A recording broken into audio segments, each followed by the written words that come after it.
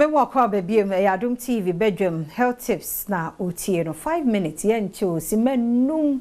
ya kasafa ya pomuden ho joada na da wukwada ya wada fiada ibedi sankomo no sa nti bedu Friday no the whole topic ni treat ne sa no ni nyina no yesa be ya ibenya breatie bi enti antimeda se mede de afia amankwa tamaklo endpoint homeopathic clinic nti ya bawuramu wo inspector chief inspector Jimaima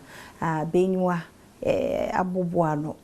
aha oboa yempa wiki monso de enkra no kwanya be fa so a prevent won ho free infections ya munu ne papa ebeboa won yedi ho nkomoyi obapa ya na ase em se ba ko no ye nwie nti ye ntoa preventions no so prevent say ye hwe bebi omudi agro okay especially say fie ni omotoy say omudi agro ehu hia pa ade no ana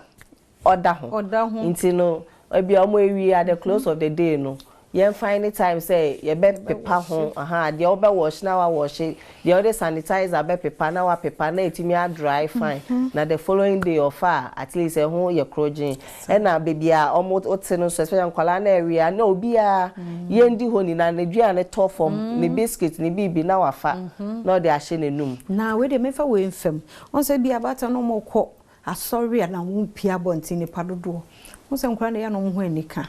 hunu nani wani age no ho be so ne nsa akura ne nsa nso de adwen ne maso obi hu the next minute na hye no anasa akura no no no ade ne nsa hye obi enum pacho sade no so eno so ha adwe bata ya ka se bi mo kire mo bi wa nya sa nti no sa no wo obata na se okita sanitizing tissue aha nti wo ya enye nipa na enimu oye ya na we dey apepa kakra na dey na ye show mo so na ye bi mu but eno no so kra no I tell you because eno so to make chemo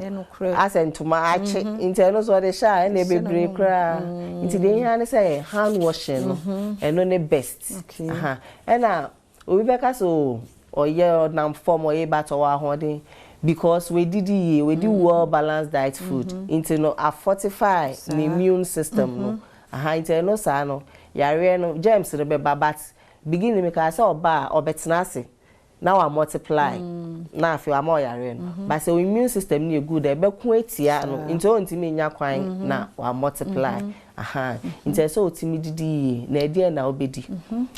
well balanced diet food fruits and vegetables enumu na ewo nkwan eduane nkure u de mom grow nti obi beka say meba no ndidi o serve ne say ya na wa serve ura de kama no no de o de gu chance ne cap bi emu only nti say open nti na nkwala caps na introsha omo aye no is attractive aha nti no mu table no mu spoon kra that is it eno kra to me friend o say why juice bra be no wo de gu cap bi mo ono penny cap bi na the straw ahye be attract no aha nti yen hwe chance ye de mom caps aye de mom said yes serve omo aduane no na ebe ma obedi aduane na obepe na eye so e take decision na ye rap na ebisa so obedi den ye mbisa omo so we na ye nua den ono na o se nua nti there's no way obeka se ondi ono nua ne obeka ube na onye bi da so na menye catering o hwe o tv so na obeka kiro into the share but oh yeah make sure say fruits vegetables ashe aduane no mukena na wetimi edi na wenya ahode na boosting immune system no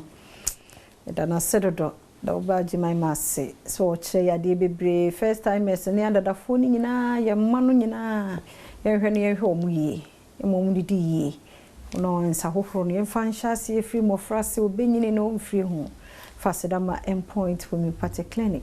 na daroma ene wa ha ye disa nkomo enti ya rie hawa yanko endpoint ho 0244867068 midi afia amankwa tamaklo ochankwa hoden ho a evesesia